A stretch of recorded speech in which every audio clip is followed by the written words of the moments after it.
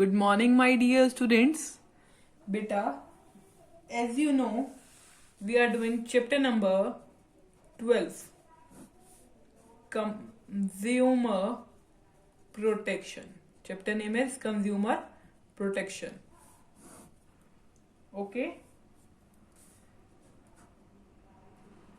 We have already completed this chapter, but now we are doing revision of this chapter. Part 3. Okay, in part 2 means in our previous video we have read about consumer rights, जिसको हमने riches से learn कर लिया क्या होती हैं. Right to safety, right to inform, right to choose, right to hear, right to education, right to seek redressal. ये हम पढ़ चुके हैं. Next is consumer responsibilities. Consumer responsibility. Next क्या है? Consumer responsibility. कंज्यूमर की क्या क्या रिस्पॉन्सिबिलिटी होती है जब कंज्यूमर गुड्स परचेज करता है. ठीक है, कंज्यूमर की क्या रिस्पॉन्सिबिलिटीज होती हैं वो जब गुड्स परचेज करता है कि उसको कैश मेमो लेना चाहिए. ठीक है, लेबल को अच्छे से रीड करना चाहिए, उसके पास नॉलेज होना चाहिए मार्केट की. ठीक है, अगर कोई भी प्रॉब्लम आती है गुड्स में उसको कंप्लेन करनी चाहिए. ठीक है, और क्वालिटी मार्क को देख के ही प्रोडक्ट खरीदना चाहिए. क्वालिटी कॉन्शियस होना चाहिए consumer. Okay, clear. Consumer must be honest. ये सारे हमने कंज्यूमर रिस्पॉन्सिबिलिटीज में पढ़ा था. अब हम पढ़ रहे हैं complain can be filed by. Complain can be filed by. अगर ये क्वेश्चन आता है आपके पेपर में 3 मार्क्स का तो क्या लिखोगे? Complain can be filed by. कौन कौन कंप्लेन कर सकता है? First, complain can be filed by any consumer. कोई भी कंज्यूमर फाइल कर सकता है complain. Second, any registered consumer association. Okay. Third one is the central government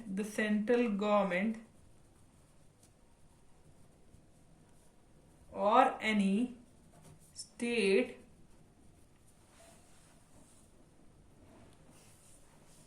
government. Fourth point, one or more consumer on behalf of numerous consumer. Fifth point, a legal here or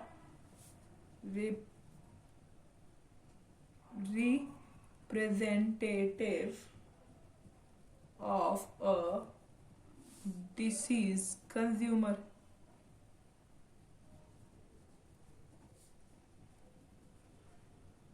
अब मैंने question पूछा था who can file complain. Complain can be filed by. Okay, तो इसमें आएगा any consumer. कोई भी consumer file कर सकता है. Any registered consumer association. Any registered consumer association can also file a complaint. Central government और a state government can also file a complaint. Next one है वन और more consumer on the behalf of numerous consumer. बहुत सारे consumer के behalf पे एक या दो कंज्यूमर फाइल कर सकते हैं complaint. Next one legal heir और representative of deceased partner.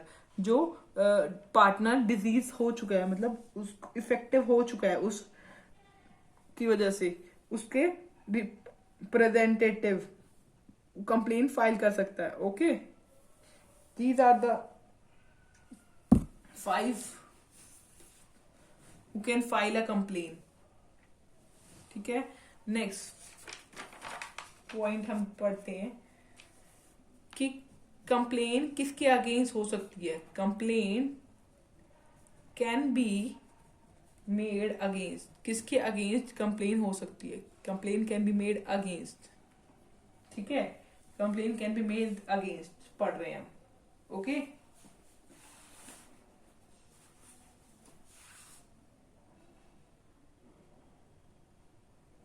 Clear. Complain can be made against, किसके अगेंस्ट कंप्लेन फाइल हो सकती है. Unfair and restrictive trade practices के अगेंस्ट हम फाइल कर सकते हैं complain.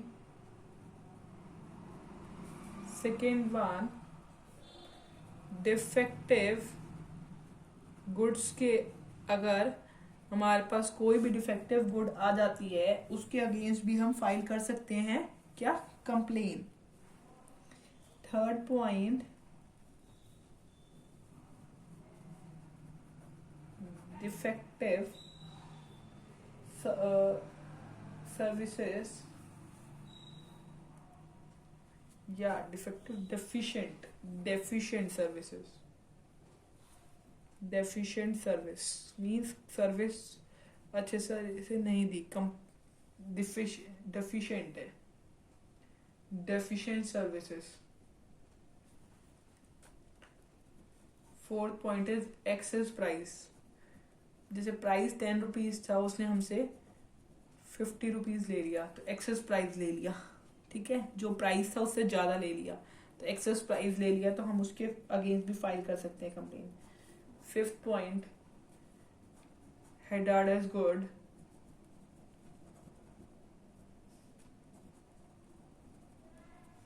Sixth point, hazardous services.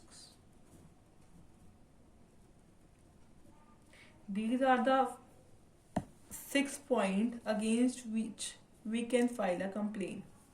Unfair and restrictive trade practices, defective goods, deficient services, excess price, hazardous goods, hazardous services. Okay. Next thing, within what period can be complaint be filed. अब हमने complain तो करनी है, कितने period के बाद हम complain file कर सकते हैं. लिखिए, the complain must be filed. Complain must be filed within 3 months. Within 3 months, 3 महीने के बीच में हमें कंप्लेन फाइल कर लेनी है of purchase. And if some testing of goods, अगर कोई भी टेस्टिंग ऑफ गुड्स है इज रिक्वायर्ड, अगर कोई भी testing of goods is required, then within 5 months. कितने महीने में हम कंप्लेन फाइल कर सकते हैं, 3 months में. ओके, अगर कोई टेस्टिंग रिक्वायर्ड है तो हम कितने मंथ में गुड्स की कंप्लेन कर सकते हैं, 5 months में. Okay, clear. Next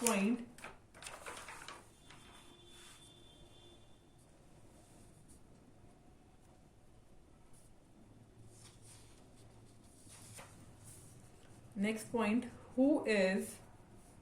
who are not considered who are not considered as consumer, who are not considered consumer under Consumer Protection Act 1986। 1986 के अंडर कौन कंज्यूमर नहीं कहलाता? First point, the person who obtain goods for resale. जब person goods ले रहा है cell के लिए नहीं, रीसेल के लिए। Second point,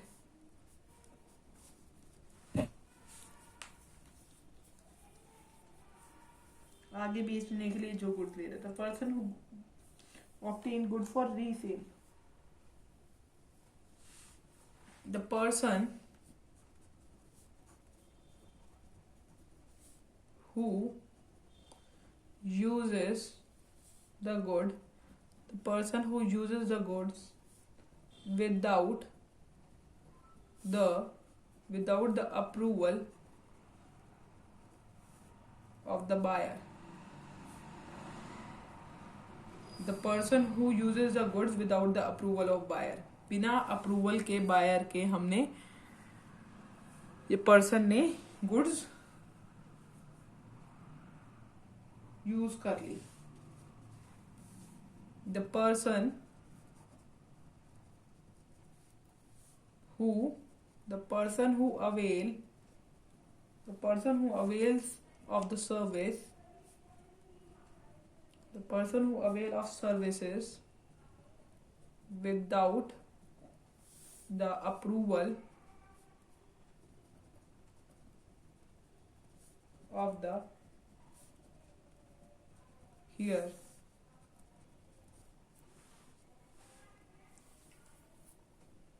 fourth point, the person who obtains goods without consideration, बिना कंसिडरेशन के गुड्स उसने ले ली है, तो he will not be considered as a consumer. The person who hires, or avails of any service without consideration,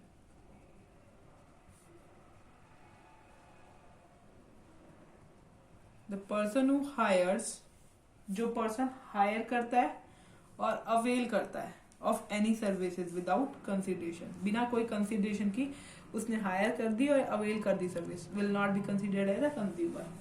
these are the five points in which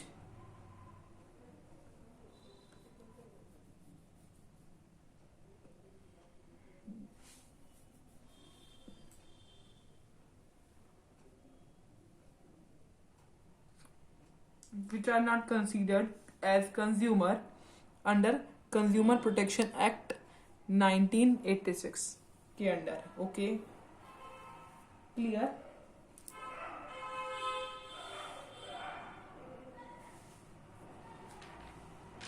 Now next one is, last point of our chapter is 3-tier redressal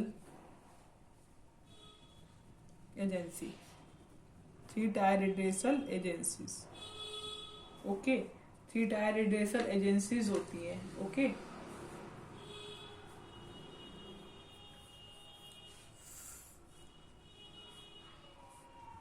which are district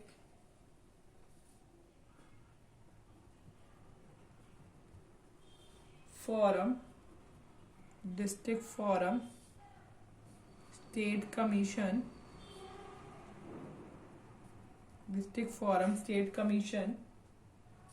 next one is national commission। district forum, state commission and National Commission. Okay.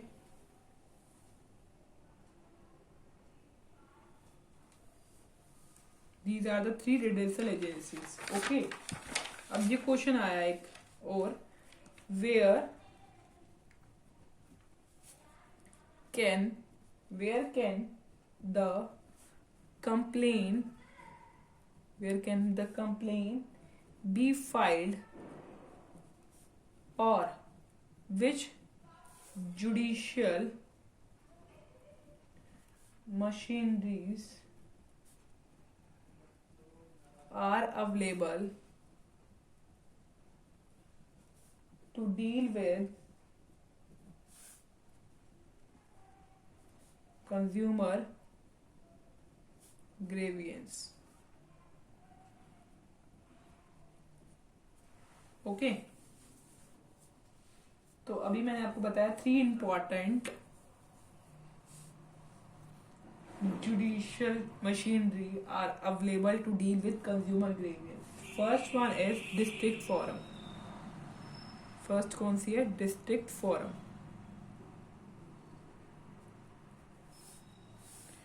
District forum to deal with complaint. District forum to deal with a complaint where the value of goods and compensation claim does not exceed 20 lakh. District forum में हम complain कर सकते हैं. Deal the complaint. District forum deals with a complaint where the value of goods and compensation claim does not exceed 20 lakh. Okay. Second point, state commission.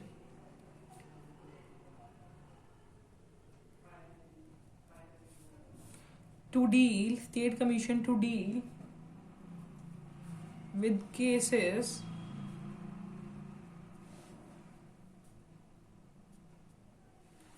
where the value of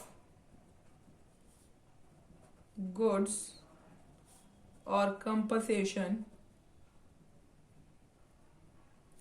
is more than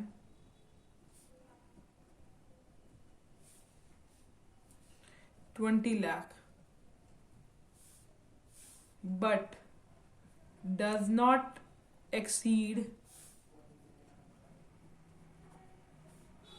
1 crore. Third point, National Commission to take up all cases exceeding the value of 1 crore. 1 crore. देखो इसमें exceed नहीं करनी चाहिए हमारी goods की value 20 crore. इसमें हमारी goods की वैल्यू 20 करोड़ से 20 लाख से ज्यादा होनी चाहिए और 1 करोड़ से कम होनी चाहिए. इसमें 20 लाख से ज्यादा नहीं होनी चाहिए. इसमें हमारी गुड्स की वैल्यू 20 लाख से ज्यादा होनी चाहिए और 1 करोड़ से कम होनी चाहिए. इसमें जो हमारी गुड्स की वैल्यू है वो 1 करोड़ से ज्यादा होनी चाहिए. जब भी हम नेशनल कमीशन में केस डाल सकेंगे. ओके. कंप्लेंट डाल सकेंगे. ओके. ठीक है. उसके बाद देखो अपील अगेंस्ट जैसे अगर हम सेटिस्फाई नहीं है डिस्ट्रिक्ट फोरम से कि आंसर से, ठीक है, तो हम अपील डालेंगे स्टेट फोरम में, स्टेट कमीशन में. ठीक है. With in 30 days. Okay. The appeal against district forum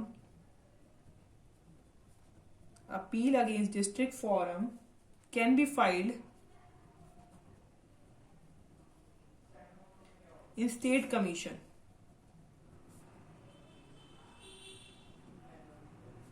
within 30 days. Appeal against district forum can be filed in state commission within 30 days, and the person who is declared guilty, और जो person guilty कहलाएगा, has to deposit 25,000 और 50% of fine amount,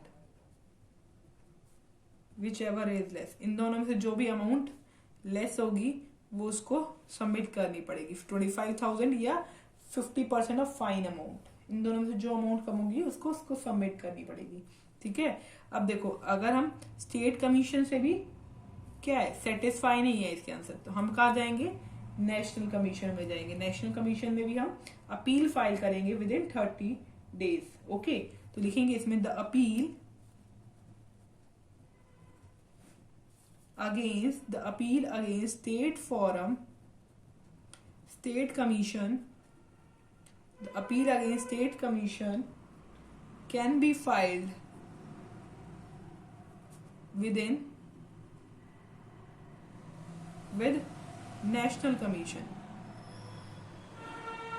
okay, अगर हम state commission के answer satisfy नहीं है, national commission में जाएंगे विद इन 30 डेज,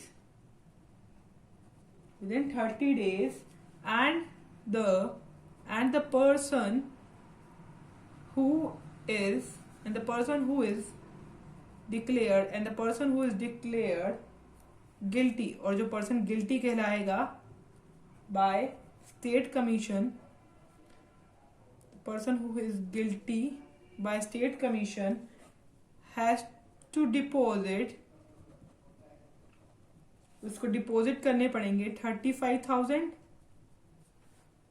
जो गिल्टी कहलाएगा पर्सन उसको 35,000 सबमिट करने पड़ेंगे, और 50% of amount of compensation.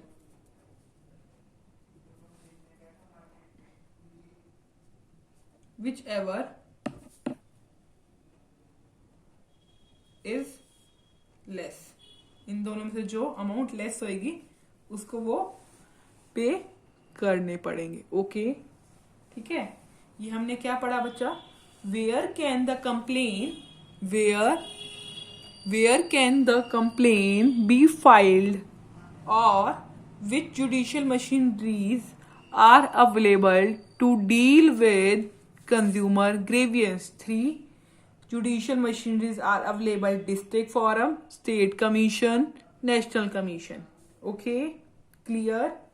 These are the 3 judicial machineries. Okay, बेटा हमारा चैप्टर फिनिश हो गया है। अगर आपको कोई भी कंप्लेन, इशू या डाउट हो, then you can ask from me. Okay,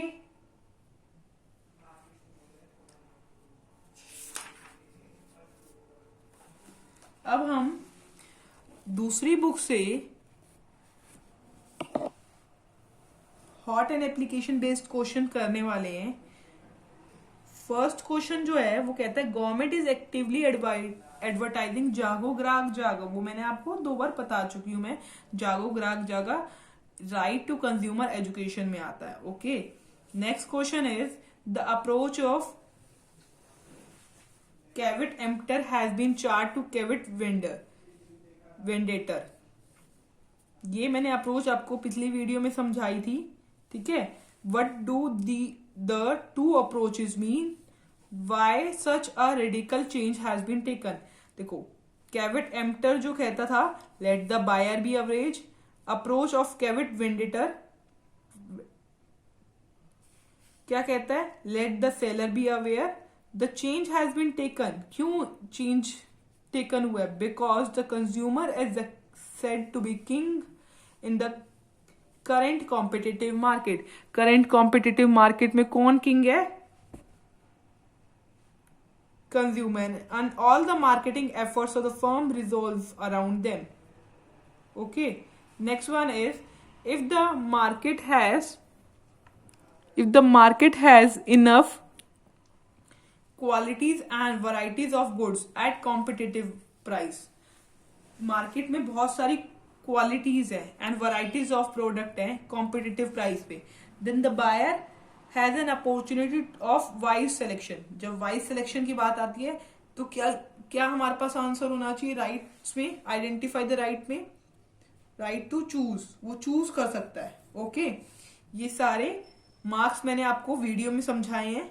ठीक है, आपको लर्न भी हो गए हैं. एफ पीओ मार्क जो होता है फूड प्रोडक्ट के लिए होता है, आईएससी मार्क इलेक्ट्रिकल अप्लायंसेस के लिए होता है, ये मार्क ज्वेलरी के लिए होता है, हॉल मार्क होता है, ये मार्क जो होता है इको मार्क होता है, और ये इन्वायरमेंटल फ्रेंडली प्रोडक्ट्स के लिए होता है. और this one fifth one is agriculture product, this one is egg mark. ये मैंने आपको अपनी पिछली वीडियो में, प्रीवियस वीडियो में समझा दिया था. Okay clear. Fifth question is whether the following will be treated as a consumer. क्या ये ट्रीटेड होंगे कंज्यूमर की तरह? Nikita purchase a washing machine for her home. अगर हम अपने घर के लिए वॉशिंग मशीन परचेज कर रहे हैं तो क्या कंज्यूमर कहलाएंगे? Yes, Nikita purchases a washing machine for his home, so she will be considered as a consumer. ठीक है, अगर हम यूज के लिए अगर हम कोई चीज परचेज कर रहे हैं तो हम कंज्यूमर कहलाएंगे. Second, Isha purchase a DVD player for resale. अभी मैंने आपको पिछली पॉइंट में समझाया है कि ये देखिए, मैंने आपको अभी समझाया है कि अगर हम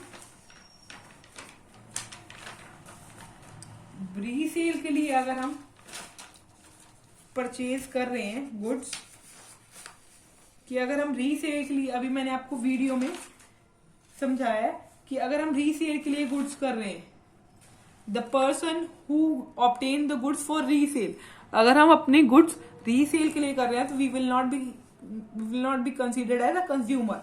सो ये रीसेल के लिए कर रहा है तो ये ईशा जो है वो कंज्यूमर के लाई जाएगी नहीं. So no, Isha will not be considered as a consumer.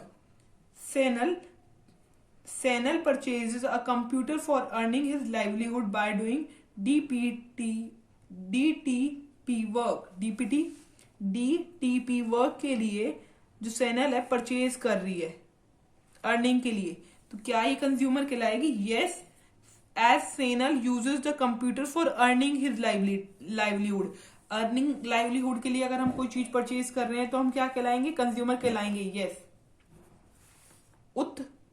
Utkarsh uses a machine new mobile connection.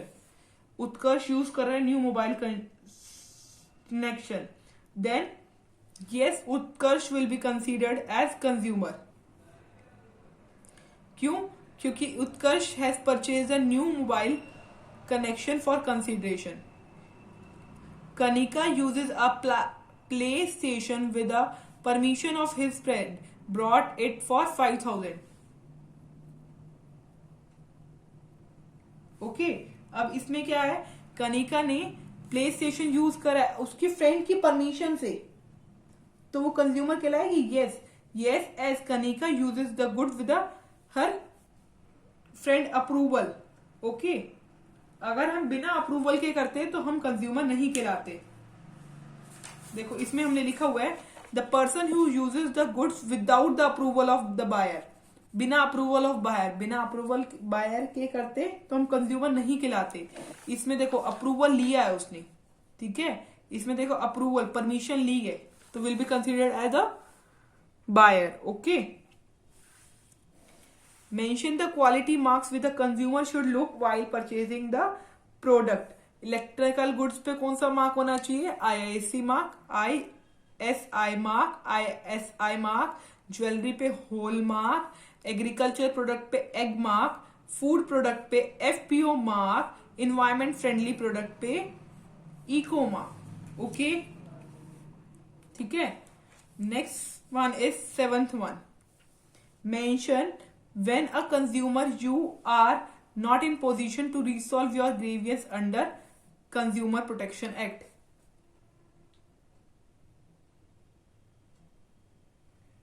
हम कंज्यूमर प्रोटेक्शन के अंडर, एक्ट के अंडर हम